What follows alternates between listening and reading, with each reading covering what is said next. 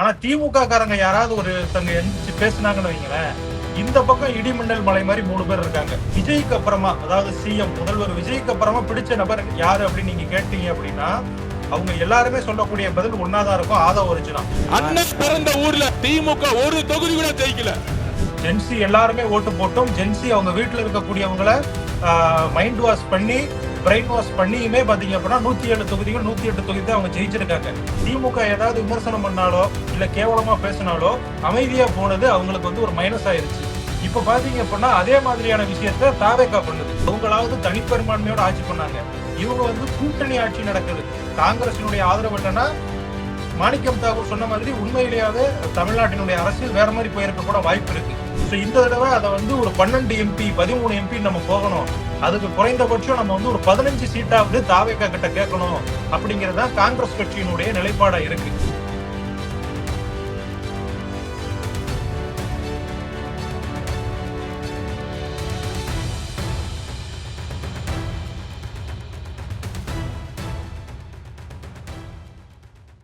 வணக்கம் தென்னவன் மீடியா நண்பர்களே. நம்ம இந்த சேனலை ஆரம்பித்து 7 மாதம் ஆக போகுது. உங்களுக்கு எல்லாருக்கும் தெரியும், 7 மாதமாக நம்ம மிக வேகமாக வளர்ச்சி அடைஞ்சு இப்போ 40,000 சப்ஸ்கிரைபர்ஸை ரீச் பண்ணியிருக்கோம். இந்த வளர்ச்சிக்கு நாங்கள் இது வரைக்கும் எந்த நிதி உதவியோ இல்லாட்டி யார்கிட்டையுமே ஒரு பண ஆதரவோ நம்ம கேட்டதில்லை, இப்பயும் கேட்க போகிறதில்ல. ஆனால் எங்களுக்கு உங்களுடைய சப்ஸ்கிரிப்ஷன் இன்னும் நிறைய தேவை. இந்த சேனலை சப்ஸ்கிரைப் பண்ணாமல் பார்த்துட்டு இருக்கிற வியூவர்ஸ், நீங்கள் முக்கியமாக சப்ஸ்கிரைப் செஞ்சு மேலும் ஆதரவு தாருங்கன்னு அன்போடு கேட்டுக்கிறேன். வணக்கம் தென்னவன் மீடியா நண்பர்களே. இன்றைய பரபரப்பான அரசியல் சூழ்நிலையில் நமக்கு அது குறித்து செய்திகளையும் தகவல்களையும் தர திரு நடராஜன் இருந்திருக்கிறார். வணக்கம் நடராஜன். வணக்கம் சார். வணக்கம். நடராஜன், சட்டமன்றம் டெய்லி லைவா ஒளிபரப்பாகுது. டெய்லி நம்ம பார்க்கறது, டெய்லி அங்கே ரொம்ப திமுகவும் தாவேகாவும் ரொம்ப அதிகப்படியான அமளியிலையும் சண்டையிலையும் ஈடுபடுறாங்க. என்ன நடக்குது சார்? அதாவது இதுக்கு முன்னாடி நம்ம பார்க்காத விஷயங்களை இப்ப பாக்குறோம். சட்டமன்றத்துல என்ன நடக்குது அப்படிங்கிறது நமக்கு இதுக்கு முன்னாடி தெரியாது.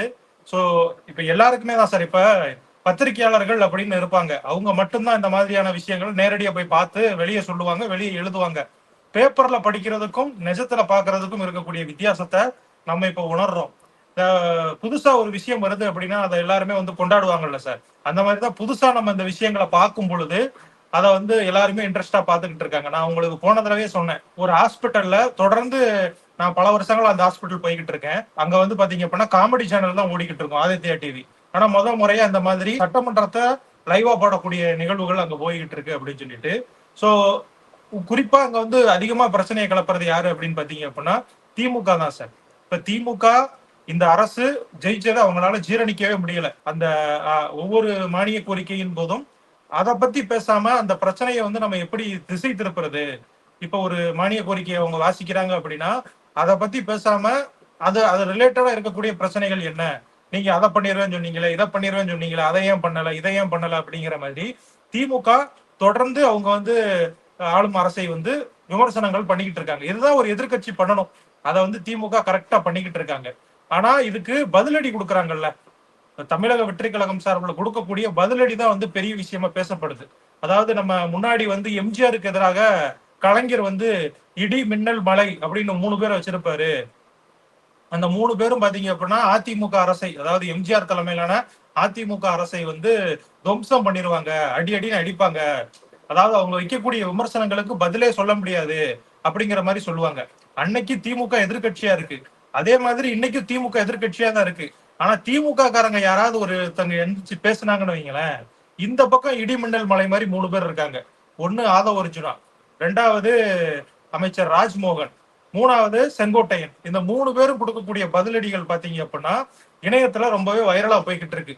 அது உண்மையா அப்படி பேசுறாங்களா, இல்ல இவங்களா கட் பண்ணி, அதாவது இயல்பா அது வைரல் ஆகுதா, இல்ல இவங்களா அதை வைரல் ஆக்குறாங்களா அப்படிங்கிறது 2வது பட்ச விஷயம். ஆனா இன்னைக்கு இந்த தமிழக வெற்றி கழகத்தினுடைய தொண்டர்கள், நடிகர் விஜயனுடைய ரசிகர்கள் தான் அந்த தொண்டர்கள். அது போக பாத்தீங்க அப்படின்னா பொதுமக்கள் நிறைய பேர் தாவேகா தொண்டர்களா இப்ப இருக்காங்க. இவங்க எல்லாருக்குமே விஜய்க்கு அப்புறமா, அதாவது சிஎம் முதல்வர் விஜய்க்கு அப்புறமா பிடிச்ச நபர் யாரு அப்படின்னு நீங்க கேட்டீங்க அப்படின்னா அவங்க எல்லாருமே சொல்லக்கூடிய பதில் ஒன்னாதான் இருக்கும், ஆதவ ஒரிஜினா. ஏன்னா திமுகவினரை எப்படி ஹேண்டில் பண்ணணும் அப்படின்னு மக்கள் விரும்புறாங்களோ அந்த மாதிரி ஹேண்டில் பண்ணிக்கிட்டு இருக்காரு சார். அவர் கொடுக்கக்கூடிய பதிலடிகள் எல்லாமே பாத்தீங்க அப்படின்னா பாயிண்டா எடுத்து வைக்கிறாரு. இப்ப உங்களுக்கும் அந்த டவுட் இருந்திருக்கலாம், நமக்கும் அந்த டவுட் இருந்திருக்கலாம், இவர் என்னப்பா லாட்ரி மார்டினோட மருமகன், அந்த ஒரு இதனாலதான் பெரிய அரசியல்வாதிகளுடைய இணைப்பு கிடைச்சிருக்கு. அதனாலதான் இவர் இவ்வளவு பேசுறாரு, இவரெல்லாம் சட்டமன்றத்துல என்ன பண்ண போறாரு அப்படின்னு தான் எல்லாருமே நினைச்சுக்கிட்டு இருந்தாங்க. ஆனா உண்மையிலேயே ஒரு திமுக எதிர்ப்பாளர், இப்ப அதிமுக வந்து திமுகவை பிடிக்காத ஒருத்தர் சட்டமன்றத்துல எப்படி கேள்வி கேட்கணும் அப்படின்னு நினைப்பாங்களோ அந்த மாதிரி அவர் செயல்பட்டுக்கிட்டு இருக்காரு சார். உண்மையிலேயே ஆதவ அர்ஜுனா திமுகவை வந்து எதிர்க்கிற விதம் வந்து நம்ம பொது இடங்கள்ல கேட்கும் பொழுது அவங்க சொல்லக்கூடிய விஷயங்கள் தான் சார். விஜய் வந்து பேச மாட்டாரு, அமைதியா இருக்காரு முதல்வர். ஆனா முதல்வருடைய அந்த தளபதிகள், முக்கியமாக ஆதவ அர்ஜுனா, ராஜ்மோகன், செங்கோட்டையன் பேசுறது எல்லாமே பாத்தீங்க அப்படின்னா அது வந்து ஒரு ஆக்கப்பூர்வமா நீங்க வந்து விவாதத்தை கொண்டு போகணும், அதனால இந்த மாதிரி எல்லாம் பேசாதீங்க, மானிய கோரிக்கை பற்றி பேசுங்க, நீங்க உட்காருங்க அப்படிங்கிற மாதிரி திமுகவினரை நோக்கியோ அதிமுகவினரை நோக்கியோ சொல்லிடுறாரு. ஆனா ஆதவ அர்ஜுனா எல்லாருக்கும் சேர்த்து பதில் சொல்லிக்கிட்டு இருக்காரு. அது வந்து ஒரு சில இடங்கள்ல இது வந்து அதிக பிரசங்கித்தனம், நீங்க வந்து குதர்க்கமா பேசுறீங்க அப்படிங்கிற மாதிரி நிறைய பேர் சொல்றாங்க. இது வந்து சிடி நிர்மல்குமார் மேலையும் இந்த குற்றச்சாட்டு இருக்கு. ஆனா அதிகமா திமுகவை தாக்கி பேசுவது யாரு அப்படின்னு பாத்தீங்க அப்படின்னா ஆதவ அர்ஜுனா தான். நம்ம நிறைய அரசியல் விஜய் வந்து அரசியலுக்கு வந்ததே காரணம் என்னன்னா உதயநிதி ஸ்டாலினுக்கு இவருக்கு ஏதோ ஒரு உரசல் இருந்துச்சு. அந்த உரசலுக்கு பதில் பழித்து இருப்பதற்காக தான் விஜய் அவர்கள் அரசியல் கட்சி ஆரம்பிச்சு இப்ப சிஎம் ஆயிருக்காரு அப்படின்னு நிறைய பேர் சொல்றாங்க. ஆனா உண்மையிலேயே ஆதவ அர்ஜுனாவும் சண்டை போட்டு வெளியே வந்தாருன்னு சொன்னாங்கல்ல, அந்த சண்டைக்கு உண்மையிலேயே இப்ப பழி வாங்கி கொண்டிருப்பது ஆதவ அர்ஜுனா தான். மெயினா இந்த சட்டமன்றம் பரபரப்பா இருக்கிறதுக்கு காரணம் என்ன அப்படின்னு பாத்தீங்க அப்படின்னா ஆதவ அர்ஜுனா, ராஜ்மோகன், சிடி நிர்மல்குமார், செங்கோட்டையன், இந்த 4 பேர் தான். அந்த இடி மின்னல் மலைன்னு சொன்னேன், அதை நிர்மல்குமார் சொல்றத மறந்துட்டேன். சோ இந்த 4 பேர் தான் பரபரப்பாக்கிட்டு இருக்காங்க. இதற்கு நம்மளும் ஸ்கோர் பண்ணணுமே அப்படிங்கிற பெயர்ல திமுகவினரும் ஏதாவது பேசி வம்ப மாட்டிக்கிறாங்க. ஏன்னா இவங்களுக்கு எந்த பேக்கேஜுமே கிடையாது. மிஞ்சி மிஞ்சி போனா என்ன சார் சொல்லுவாங்க, நீங்க வந்து ரீல்ஸ் போட்டு ஏமாத்துறீங்க, அதே மாதிரி நீங்க வந்து லாட்டரி மார்டினோட மருமகன், இவர் வந்து ஒரு சங்கி அமைச்சரு, இந்த மாதிரி அவங்களுடைய பின்புலத்தை தான் பேசிக்கிட்டு இருக்காங்க. ஆனா இவங்க ஆட்சி ரீதியிலாக இவங்க என்னென்னலாம் பண்றாங்க, என்னென்ன தவறுகள் பண்ணியிருக்காங்க, என்னென்ன முறைகேடுகள் நடந்திருக்கு. இப்ப இன்னைக்கு கூட பாத்தீங்க அப்படின்னா ஆதவ அர்ஜுனா வந்து என்ன சொல்றாரு அப்படின்னா, மதுரையை வந்து ஒருத்தர் வந்து கனிம வளங்களை எல்லாமே கண்ட்ரோல் பண்ணாரு, குவாரிகள் எல்லாம் கண்ட்ரோல் பண்ணாரு. ஆனா இன்னைக்கு அவர் வந்து பாத்தீங்கன்னா மக்கள் தோக்கடிச்சிட்டாங்க, அவங்கள வந்து அவங்க பினாமிகளையும் ஜெயில போடணும், அப்பதான் அவங்க வந்து அவங்களுக்கு புத்தி வரும் அப்படிங்கிற மாதிரி சொல்றாரு. கனிம வள துறையில நடக்கக்கூடிய பிரச்சனைகளுக்கு நாங்க நடவடிக்கை எடுப்போம், நாங்க தவறு பண்ண மாட்டோம் அப்படின்னு ஆதவ அர்ஜுனா சொல்றாரு. இதை பேச வேண்டியது யாரு அப்படின்னு பாத்தீங்க அப்படின்னா அமைச்சர் DK பிரபு. ஆனா அவருக்கு வக்காலத்து வாங்குற மாதிரி ஆதவ அர்ஜுனா பேசுறாரு. ஏன்னா அவர் அவ்வளவு பாயிண்ட்களை வச்சிருக்காரு. அவர் பேசக்கூடிய ஒவ்வொரு விஷயமும் பாத்தீங்க அப்படின்னா திமுகவுக்கு மிகப்பெரிய தலைவலியா இருக்கு, இப்பவும் இருந்துகிட்டு இருக்கு, இனி வரும் காலங்களிலும் இருப்பதற்கான வாய்ப்புகள் இருக்கு. ஆனா நீங்க நடக்கிற சட்டமன்றத்துல வந்து திமுகவும் தாவேகவும் ஒருத்தர் தாக்குறதுல வந்து முக்கியத்துவம் கொடுக்கறதா சொல்றீங்களே, அப்ப மக்கள் பிரச்சனை வந்து எதுவுமே தீர்மானமே வருது இல்லையா? அதான் சார், மக்கள் பிரச்சனை இப்ப வந்துச்சுன்னு வைங்களேன், இது வந்து தாவேகா செய்யக்கூடிய ஒரு தவறுன்னு நான் நினைக்கிறேன். மக்கள் பிரச்சனை ஒண்ணு வருது, மக்கள் பிரச்சனையை பத்தி விவாதிக்கணும்னு யார் சொன்னாலும் சரி, திமுக சொன்னாலும் சரி, அதிமுக சொன்னாலும் சரி, அவங்க என்ன பண்றாங்க அப்படின்னா நாங்க இதெல்லாம் பண்ணிக்கிட்டு இருக்கோம், நாங்க இந்த தீர்வை கொண்டு வருவோம் அப்படின்னு சொல்றதோட மட்டும் இல்லாம அவங்க வந்து உரசி பாக்குறாங்க திமுகவை. அதாவது ஒரு விஷயத்தை பத்தி பேசுறது, அதுக்கான தீர்வு, இதை மட்டும் பேசாம இன்னைக்கு கூட பாத்தீங்க அப்படின்னா அமைச்சர் கீர்த்தனா அவர்கள் வந்து நிலக்கரி நெய்வேலி லிக்னைட் கார்பரேஷன் இருக்குல்ல, NLC, அது குறித்து ஒரு விவாதம் நடந்துகிட்டு இருக்கு. அப்ப வந்து அருண்மொழித்தேவன் அப்படின்னு அதிமுகவினுடைய MLA ஒருத்தர் பேசுறாரு. அவர் வைக்கக்கூடிய கோரிக்கைக்கு அமைச்சர் பதில் சொல்றத மட்டும் இல்லாம நீங்க வந்து பாஜக கூட கூட்டணியில தான் இருக்கீங்க, அந்த குறைபாட்டுக்கான ஒரு தீர்வை நீங்க கொண்டு வாங்க அப்படிங்கிற மாதிரி அவர்கிட்ட ஒரு கோரிக்கை மாதிரி வைக்கிறாங்க. சோ இதுதான் தீர்வு அப்படிங்கறத மட்டும் அவங்க சொல்லாம அவங்கள சீன்ற மாதிரி அதிமுகவையோ திமுகவையோ இல்ல மற்ற கட்சிகளையோ சீன்ற மாதிரி நிறைய விஷயங்கள் பேசுறாங்க. இன்னைக்கெல்லாம் ஒரு விஷயம் ரொம்ப 2 பேரும் என்னடா அடிப்படி சண்டை வந்துருமோ அப்படிங்கிற மாதிரி எல்லாம் ஒரு ரொம்ப பரபரப்புக்கு பஞ்சம் இல்லாம தான் அந்த சட்டமன்றம் போய்கிட்டு இருக்கு. இந்த ரோட்ல 2 பேர் சண்டை போட்டுக்கிட்டா எப்படி இருக்கும், அந்த மாதிரியான ஒரு சண்டை காட்சியா தான் சட்டமன்றம் இருக்கு.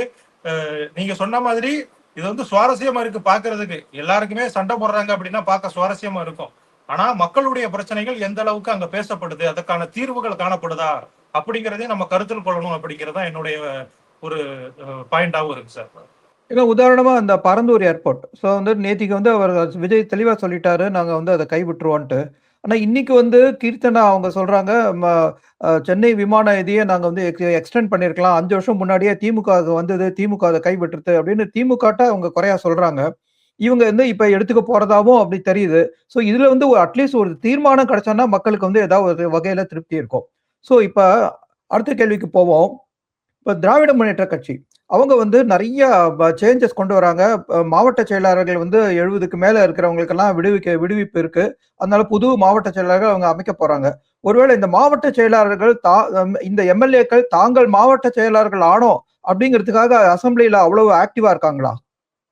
இதுல 2 விஷயம் சார். நீங்க முதல்ல சொன்னீங்க இந்த முடிவு, அதாவது திமுக அவங்களுடைய செயற்குழுவுல இந்த முடிவு எடுத்திருக்காங்க.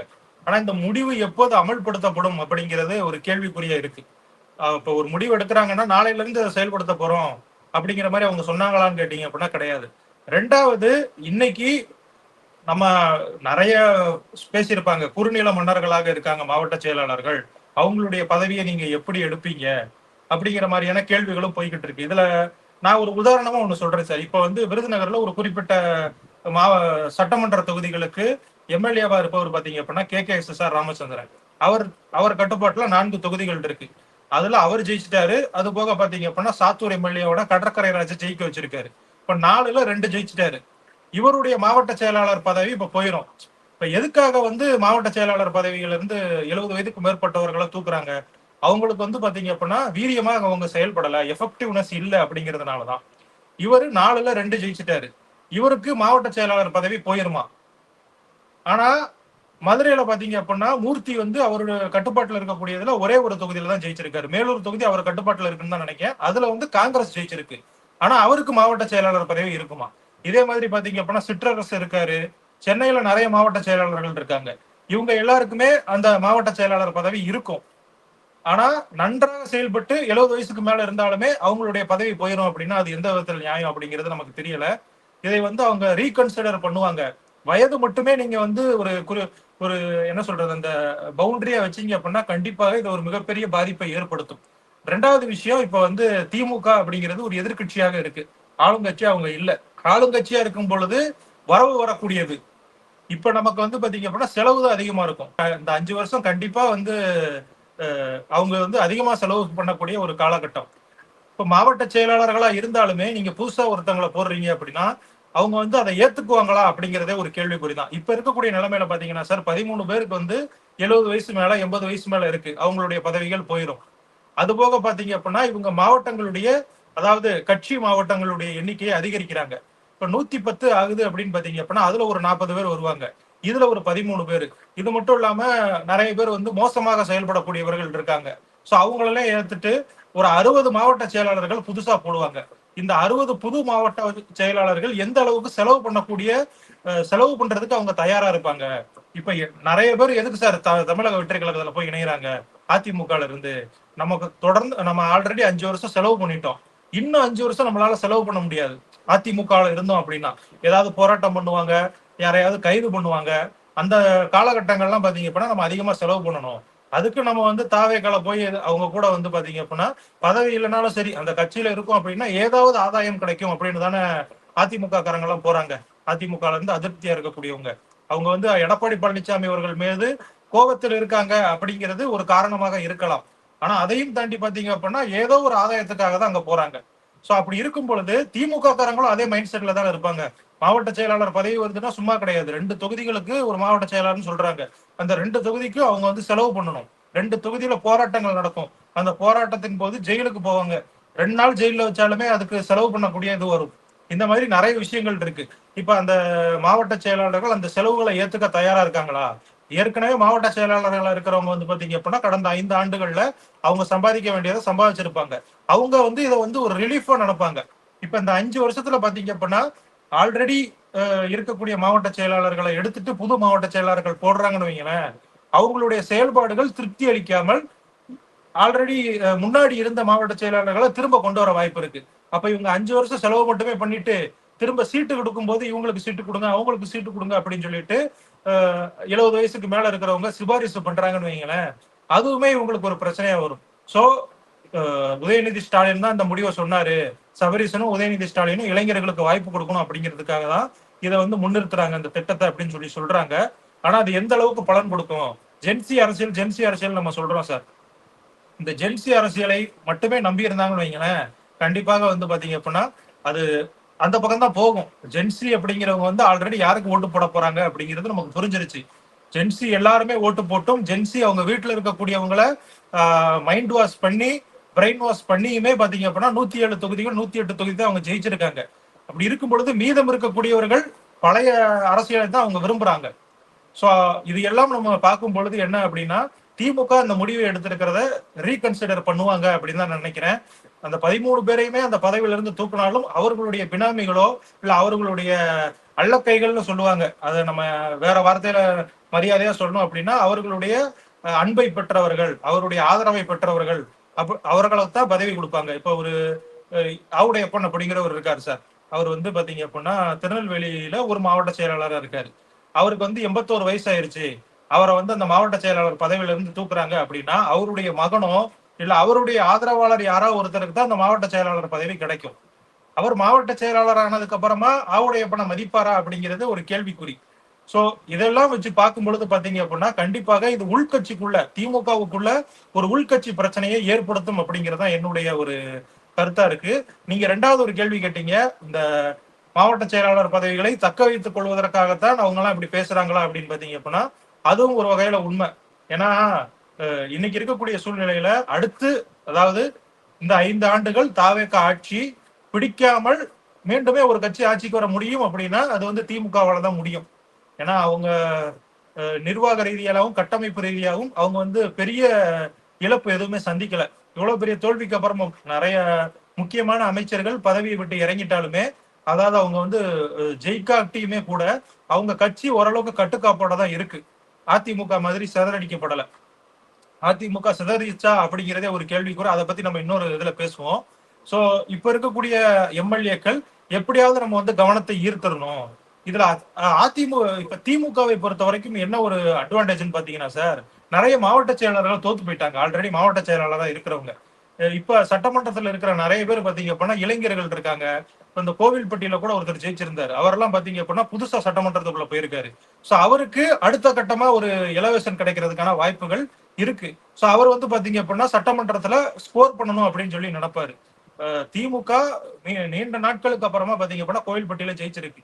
சோ அந்த பகுதியில அவரை வந்து ஒரு ஸ்ட்ராங்கான ஒரு டிஎம்கே கேடரா வரணும், ஒரு ஸ்ட்ராங்கான டிஎம்கே லீடரா வரணும் அப்படின்னா அது வந்து ரொம்ப கஷ்டம். ஏன்னா அதுக்கு முன்னாடி கீதா ஜீவன் அப்படிங்கிறவங்க இருந்தாங்க, அனிதா ராதாகிருஷ்ணன் அப்படிங்கிறவங்க இருந்தாங்க. இப்ப கீதா ஜீவன் தோத்து போயிட்டாங்க, அவங்க வந்து சட்டமன்றத்துக்குள்ள வரல. அனிதா ராதாகிருஷ்ணனுக்கு 70 வயசு ஆயிருச்சு. 70 வயசுக்கு மேல ஆனதுனால அதுக்கப்புறம் அவருக்கு வந்து மாவட்ட செயலாளர் பதவி கொடுக்க மாட்டாங்க. இப்ப சட்டமன்றத்துல ஸ்கோர் பண்ண போறது யாரு அப்படின்னு பாத்தீங்க அப்படின்னா விளாத்திக்குளம் எம்எல்ஏவா இருக்கக்கூடிய மார்க்கண்டேயன், அதே மாதிரி பாத்தீங்கன்னா இப்ப இந்த கோவில்பட்டி எம்எல்ஏவா இருக்கக்கூடியவர். இந்த 2 பேரும் பாத்தீங்க அப்படின்னா அவங்கள முன்னிறுத்திக்கணும். ஏன்னா அவங்க 2 பேருமே மாவட்ட செயலாளர் கிடையாது. அவங்க 2 பேருமே நம்ம வந்து ஸ்கோர் பண்ணாதான் நமக்கு வந்து மாவட்ட செயலாளர் பதவி கிடைக்கும் அப்படிங்கிறதுக்காக சட்டமன்றத்துல அவங்க வந்து பாத்தீங்க அப்படின்னா கவனத்தை ஈர்ப்பதற்கு உதயநிதி ஸ்டாலின் உள்ளிட்ட அந்த குடும்பத்தை சேர்ந்தவர்களுடைய கவனத்தை ஈர்ப்பதற்கு ரொம்ப வீரியமா செயல்படுவாங்க. இதன் மூலமா என்னன்னு பாத்தீங்க அப்படின்னா சட்டமன்றத்துல தாவேக்காக்கு எதிராக ஒரு மிகப்பெரிய தலைவலியா இருக்க வாய்ப்பு இருக்கு. சோ இந்த அறிவிப்பு, அந்த செயற்குழு அறிவிப்பு வந்ததுக்கு அப்புறமா திமுகவினர் சட்டமன்றத்துல செயல்படுறது, அவங்களுடைய அந்த சண்டை போடுற உத்வேகம் இருக்குல்ல, அது வந்து அதிகரிச்சிருக்கு. சோ இதை வந்து சட்டமன்றத்துல பாசிட்டிவா நம்ம நினைக்கலாம். ஆனா மக்கள், அதாவது கட்சி கட்டமைப்புக்குள்ள இது வந்து ஒரு நெகட்டிவா மாறுவதற்கான வாய்ப்புகளும் இருக்கு அப்படிங்கறதா என்னுடைய கருத்து சார். அதுல இன்னொரு விஷயத்தையும் நான் ஆட் பண்ணிக்கணும். இந்த விளாத்திக்குளம் எம்எல்ஏ மார்க்கண்டேயன் அவர் வந்து தான் ஜெயிலுக்கு போனதாகவும் அதுக்காகவே வந்து திமுகக்காக ஜெயிலுக்கு போனதாகவும் அதுக்காகவே தனக்கு மாவட்ட செயலாளர் கொடுக்கணும்னு அவர் கேட்கறதா கூட நான் ஒரு செய்தி படிச்சேன், சேர்த்துக்க விரும்புறேன். நீங்க இப்ப அடுத்தது பாத்தீங்கன்னா தாவேக்காக்கு அவங்க கூட்டணியில இருந்து விதவிதமான பிரஷர் வருது. ஸோ காங்கிரஸ் கட்சி அரசியல் ரீதியா அவங்க வந்து ஒரு உரசல் கொடுக்கறத பார்க்க முடியாது. மாணிக்கம் தாகூர் இப்ப பேசினதை வச்சு சட்டமன்றத்துக்குள்ளேயும் சரி வெளியிலயும் சரி கம்யூனிஸ்ட் கட்சியும் வந்து அவங்களுக்கு உரசல்கள் கொடுக்குறாங்க.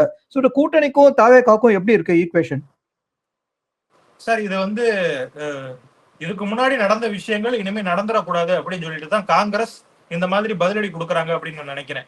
அதாவது ஆரம்பத்திலேயே திமுக ஆட்சி வந்த புதியதுலேயே பாத்தீங்க அப்படின்னா ஒரு வருஷம் கூட ஆகல சார், அதுக்குள்ள பாத்தீங்க அப்படின்னா ஸ்டாலின் தான் அடுத்த காமராஜர். அவர் வந்து பாத்தீங்க அப்படின்னா காமராஜருக்கு பிறகு தமிழ்நாட்டில் சிறந்த முதல்வராக செயல்படுவது ஸ்டாலின் தான் அப்படிங்கிற மாதிரி காங்கிரஸ் கட்சியினரே பேசினாங்க. காலம் சென்ற ஈவி.கே. இளங்கோவன் கூட பேசியிருந்தாரு, நடப்பது காமராஜர் ஆட்சி தான் நடந்துகிட்டு இருக்கு அப்படிங்கிற மாதிரி அவரெல்லாம் பேசிக்கிட்டு இருந்தாரு. சோ அந்த மாதிரி விஷயங்கள் இப்ப நடந்துடக்கூடாது. அதுக்கு காரணம் என்னன்னா திமுக வந்து இவங்க பாராட்டுறத விரும்பிக்கிட்டு இருந்தது. அதே நேரத்துல பாத்தீங்க அப்படின்னா திமுக இவங்க பாராட்டுறாங்க, இவங்களை வந்து நம்ம வந்து அனுசரிச்சு போகணும் அப்படிங்கிறது கிடையாம காங்கிரஸை நம்ம ஏன் சுமக்கணும், அது வந்து நமக்கு வந்து ஒரு சுமை அப்படிங்கிற மாதிரி நிறைய திமுக தலைவர்கள் பேசிக்கிட்டு இருந்தாங்க. குறிப்பாக பாத்தீங்க அப்படின்னா ராஜகண்ணப்பன் பேசியிருந்தாரு, நிறைய தலைவர்கள் நிறைய எம்எல்ஏக்கள் பேசியிருந்தாங்க. காங்கிரஸை அவங்க வந்து விமர்சிக்காத ஒரு இதே கிடையாது சார். உதாரணத்துக்கு சொல்லணும் அப்படின்னு பாத்தீங்க அப்படின்னா ஏதோ ஒரு தொகுதியில மேயர் பதவி கொடுத்தாங்க, கும்பகோணத்துல நினைக்கிறேன், கும்பகோணத்துலதான் காங்கிரஸ் மேயர் இருந்தாரு. அந்த மேயரை செயல்படவே விடல அங்க இருக்கக்கூடிய திமுக கவுன்சிலர்கள். அவங்களுடைய அவங்க இழுத்துட்டு போறதுக்கு வந்து இந்த மேயரை வர வச்சாங்க. சோ இந்த மாதிரியான விஷயங்கள் இருக்கு. உள்ளாட்சியில இப்ப கவுன்சிலர் வந்து நிக்கிறாருன்னு வைங்களேன், இப்ப காங்கிரஸை நோக்கி ஒரு குற்றச்சாட்டு வைப்பாங்க சார். காங்கிரஸ் வந்து அவங்களுடைய கூட்டணி கட்சிகள் எங்கேயாவது போட்டிட்டுச்சு அப்படின்னா அதற்கு ஒரு போட்டி வேட்பாளரை போடுவாங்க, போட்டு தங்களுடைய கூட்டணி கட்சிகளே தோக்கடிக்கும் காங்கிரஸ் அப்படிங்கிற ஒரு குற்றச்சாட்டு இருக்கு. இதே மாதிரியான விஷயங்களை கடந்த உள்ளாட்சி தேர்தலில் திமுக செஞ்சது. இவரு ஸ்டாலின் போன் பண்ணியே நிறைய பேரை வந்து கண்டிச்சிருக்காரு, அவர்களுடைய கட்சிக்காரங்களை. நம்ம கூட்டணி கட்சி நிக்குது, நீங்க ஏன் வந்து சுயேட்சையா போட்டிடுறீங்க அப்படிங்கிற மாதிரியான குற்றச்சாட்டு அவர் வந்து கண்டிச்சாலுமே கூட திமுகவினர் அதை வந்து பெருசா கண்டுக்கொள்ள. அவங்க என்ன பண்ணாங்கன்னா, நம்ம இந்த இடத்துல போட்டி போடணும், ஏன்னா இது வந்து ஒரு வாழ்நாள் வாய்ப்பு மாதிரி தானே. நீங்க வந்து இதுல பார்த்திருப்பீங்க சாணக்கியா டிவில, அதாவது பாண்டேவுடன் பணியாற்ற வாழ்நாள் வாய்ப்பு அப்படின்னு சொல்லிட்டு அவங்க வந்து அட்வர்டைஸ்மெண்ட் எல்லாம் போடுவாங்க. அந்த மாதிரி திமுக நீண்ட நாட்கள் கழிச்சு ஒரு அசுர பலத்தோட இருந்துச்சு கடந்த 5 வருடங்கள்ல. அப்ப நடக்கக்கூடிய உள்ளாட்சி தேர்தல் அதுல நின்னோம் அப்படின்னா நமக்கு வந்து கண்டிப்பா கவுன்சிலராவோ இல்ல மேயராவோ ஆகிறதுக்கான வாய்ப்பு இருக்கு. இப்படி இருக்கக்கூடிய சூழ்நிலையில நம்ம எதுக்கு விசிகாவையோ காங்கிரஸையோ ஜெயிக்க வைக்கணும் அப்படின்னு சொல்லிட்டு திமுகவினர் பாத்தீங்க அப்படின்னா சர்வாதிகாரத்தனமாக நடந்து கொண்டார்கள். அதே மாதிரிதான் மாவட்ட செயலாளர்களும். இப்ப ஒரு காங்கிரஸ் கட்சிக்குன்னு ஒரு மாவட்ட செயலாளர் இருப்பார் சார், அவர் போய் ஏதாவது ஒரு கோரிக்கையை வைக்கிறான்னு வைங்களேன், இப்ப தொகுதி சார்ந்த விஷயங்களோ அவர் ஏரியா சார்ந்த மக்கள் பிரச்சனைகளா இருக்கட்டும், ஒரு கூட்டணி ஆட்சி நடக்குது, கூட்டணி ஆட்சினா காங்கிரசினுடைய கூட்டணியாக இருக்கக்கூடிய திமுக ஆட்சி பண்ணுது. அப்ப நம்ம ஒரு கோரிக்கை வைக்கிறோம் அப்படின்னா அந்த கோரிக்கைக்கு அவங்க வந்து நடவடிக்கையே எடுத்துட கிடையாது. அதிமுக வைக்கக்கூடிய கோரிக்கை கூட நடவடிக்கை எடுப்பாங்க, ஏன்னா அதிமுகவும் திமுகவும் எந்த அளவுக்கு டீலிங்ல இருப்பாங்க அப்படிங்கிறது நமக்கு தெரியும். ஆனா கூட்டணி கட்சி காங்கிரஸ் வைக்கக்கூடிய எந்த ஒரு கோரிக்கைக்கும் நடவடிக்கையே எடுக்காததான் திமுக பண்ணிக்கிட்டு இருந்தது. சோ இது எல்லாமே அவங்களுக்கு வந்து ஒரு மிகப்பெரிய கோபமா இருந்துச்சு. ஆரம்பத்திலேயே பொறுத்து போக ஆரம்பிச்சிட்டாங்க காங்கிரஸ் கட்சிக்காரங்க, அடுத்த 5 வருஷம் இவங்கதான் வந்து ஆட்சி பண்ண போறாங்க, நம்ம வந்து அடுத்த எம்பி எலெக்ஷன்ல ஜெயிக்கணும்னா கூட இவங்களுடைய ஆதரவை நமக்கு வேணும் அப்படின்னு சொல்லிட்டு 2021 இருந்து அமைதியாவே போயிட்டாங்க. திமுக ஏதாவது விமர்சனம் பண்ணாலோ இல்ல கேவலமா பேசினாலோ அமைதியா போனது அவங்களுக்கு வந்து ஒரு மைனஸ் ஆயிருச்சு. இப்ப பாத்தீங்க அப்படின்னா அதே மாதிரியான விஷயத்த தாவேகா பண்ணுது. அவங்களாவது தனிப்பெரும்பான்மையோட ஆட்சி பண்ணாங்க, இவங்க வந்து கூட்டணி ஆட்சி நடக்குது. காங்கிரசினுடைய ஆதரவு இல்லைன்னா மாணிக்கம் தாகூர் சொன்ன மாதிரி உண்மையிலேயாவே அமித்ஷா வந்து இதை பண்ணிருப்பாரா அப்படின்னு நமக்கு தெரியல. ஆனா காங்கிரஸ் ஆதரவு கொடுக்கல அப்படின்னா அரசியல் தமிழ்நாட்டினுடைய அரசியல் வேற மாதிரி போயிருக்க கூட வாய்ப்பு இருக்கு. சோ அதை வந்து நன்றி கடனோடு நினைவு கூற மாட்டேங்குது தமிழக வெற்றி கழகம் அப்படிங்கிறது அவங்களுடைய ஏக்கமா இருக்கு. திமுக பண்ண மாதிரியே இவங்களும் நம்மள வந்து அசால்ட்டா கையாள வாய்ப்பு இருக்கு. சோ அதை வந்து நம்ம ஆரம்பத்திலே தவிர்த்திடணும். ஆரம்பத்தில இருந்தே அவங்க வைக்கக்கூடிய குற்றச்சாட்டுகளுக்கு நம்ம பதிலடி கொடுத்தாதான் இனி வரும் காலங்கள்ல நம்ம 2 பேருக்குள்ள அந்த ரிலேஷன்ஷிப் அப்படிங்கிறது ஒரு எதிரும் புதிரமா போகாது அப்படிங்கிற ஒரு நோக்கத்தோட தான் அவர் வந்து பண்றாரு. இது வந்து காங்கிரஸ் கட்சிக்கு நல்லது அப்படின்னு தான் நான் நினைக்கிறேன். ஏன்னா இதுக்கு முன்னாடி இருந்த செல்வ பிறந்தையா இருக்கட்டும் இல்ல KS அழகிரியா இருக்கட்டும், அவங்க வைக்கக்கூடிய குற்றச்சாட்டுகளுக்கு எந்த பதிலும் சொல்ல மாட்டாங்க. திமுக வைக்கக்கூடிய குற்றச்சாட்டுகளுக்கு அமைதியா போயிருவாங்க. திமுக வைக்கக்கூடியதான் உண்மை, திமுக சொல்றதுதான் உண்மை அப்படிங்கிற மாதிரி கூட பேசுவாங்க. ஆனா இப்ப அந்த நிலைமை மாறி இருக்கு. மாணிக்கம் தாக்கூர் செஞ்சுக்கிட்டு இருக்கக்கூடிய இந்த அப்ரோச் அப்படிங்கிறது அது காங்கிரஸுக்கு பாசிட்டிவ் தான். தாவேகாக்கு உடனே போய் அவங்க ஆதரவு கொடுத்தது என்ன, எதுக்கு? நம்ம வந்து இனிமேலாவது தமிழ்நாட்டுல வளரணும், அதாவது பாஜக தீ மாதிரி வளர்ந்துகிட்டு இருக்கு அப்படிங்கிற மாதிரி எல்லாம் துரைமுருகன் சொன்னாரு. அந்த ஒரு இடத்த நம்ம பிடிக்கணும். அட்லீஸ்ட் நம்ம வந்து பாத்தீங்க அப்படின்னா ஓரளவுக்கு எம்எல்ஏக்களை ஜெயிச்சிருக்கலாம் தேர்தலுக்கு முன்னாடி கூட்டணி வச்சிருந்தா, அது நடக்கல. ஆனா இந்த 5 எம்எல்ஏக்களை வச்சு நம்மளால எந்த அளவுக்கு லாபத்தை சம்பாதிக்க முடியுமோ சம்பாதிச்சுக்கலாம், அரசியல் ரீதியா சொல்றேன். அதனாலதான் வந்து பாத்தீங்க அப்படின்னா காங்கிரஸ் அவங்க கூட போய் கூட்டணி சேர்ந்துச்சு. ஆனா அதுக்கே வந்து பாத்தீங்க அப்படின்னா தன்மானத்தை விட்டு கொடுக்கக்கூடிய சூழ்நிலை வரும் பொழுது நம்ம எதிர்த்து பேசணும் அப்படிங்கிறத முன்னாடி இருந்த காங்கிரஸ் தலைவர்களுக்கு மாணிக்கம் தாகூர் சொல்லி காட்டியிருக்காரு இதன் மூலமா அப்படின்னு தான் நான் நினைக்கிறேன். இதுல இன்னொரு விஷயம் நம்ம பேசணும். வர இருக்கக்கூடிய 2029 நாடாளுமன்ற தேர்தல், அதுல வந்து பாத்தீங்க அப்படின்னா எந்த அளவுக்கு அதிகமான தொகுதிகளை வாங்கணும் தமிழ்நாட்டுல. ஏன்னா தமிழ்நாட்டுல எப்பவுமே பாத்தீங்க அப்படின்னா அதாவது 2019 2024 சொல்றேன், ரெண்டுமே சேர்த்து பாத்தீங்க அப்படின்னா 9 MP 10 MP ஜெயிச்சிருக்காங்க. சோ இந்த தடவை அதை வந்து ஒரு 12 MP 13 MP நம்ம போகணும் அதுக்கு குறைந்தபட்சம் நம்ம வந்து ஒரு 15 சீட்டாவது தாவேகா கிட்ட கேட்கணும் அப்படிங்கறதுதான் காங்கிரஸ் கட்சியினுடைய நிலைப்பாடா இருக்கு. ஆனா அதை வந்து நம்ம கம்மி பண்ணணும். அதாவது இந்த கோரிக்கைகள் வந்து இவங்க வந்து பாத்தீங்க அப்படின்னா ஏத்திக்கிட்டே இருக்காங்க. ஏற்கனவே ஒரு எம்பி பதவி கொடுத்துட்டாங்க. இப்ப காங்கிரஸ் கட்சிக்கு 2 அமைச்சர்கள் மட்டும் போதாது, அவங்களுக்கு இன்னுமே நிறைய ஆதாயங்களை தேடுறாங்க இந்த ஆட்சி மூலமா. ஏன்னா இந்த ஆட்சி வந்து வலுவிழந்து இருக்கு. நம்மளுடைய 5 எம்எல்ஏக்கள் மூலமாக தான் இந்த ஆட்சியை ஓடிக்கிட்டு இருக்கு அப்படிங்கிற ஒரு நினைப்புல காங்கிரஸும் இருக்கு. சோ அவங்க என்னன்னா வர இருக்கக்கூடிய நாடாளுமன்ற தேர்தலில் 15 சீட்டுகள் கேட்கணும் அப்படிங்கிற ஒரு நிலைப்பாட்டோட இருக்காங்க. இத வந்து யாரோ ஒரு துரந்தர் அங்க வந்து எட்டப்பன் அவங்க சொன்னாங்கல்ல, அதே மாதிரி இவங்க கட்சியிலயும் எட்டப்பன்றர்கள் இருப்பாங்கல்ல, அந்த ஏதோ ஒரு எட்டப்பன் வந்து தாவேகாவினுடைய தலைமைக்கு கன்வே பண்ணிட்டாரு. இந்த மாதிரி 15 தொகுதிகள் உங்ககிட்ட கேட்க போறாங்க 2029 தேர்தல்ல அப்படின்னு. சோ அதற்கு ஒரு முட்டுக்கட்டை போடணும், இவங்க வந்து ரொம்ப அட்வான்டேஜ் எடுத்துக்கிறாங்க அப்படிங்கிற ஒரு காரணத்தினாலதான் விஜய் பிஎம் அப்படிங்கிற ஒரு நரேட்டிவை தாவேகா செட் பண்ணிக்கிட்டு இருக்கு. அதுவும் ஒரு காரணம். விஜய்க்கு வந்து பிஎம் ஆகணும் அப்படிங்கிற ஆசை இருக்கலாம், அது வந்து நம்ம ஆக மாட்டாருன்னு சொல்ல முடியாது. ஏன்னா சோ அதனால கண்டிப்பாக 2 பேருமே அரசியல் லாபங்களுக்காக தான் இப்படி பண்றாங்க சார். நன்றி.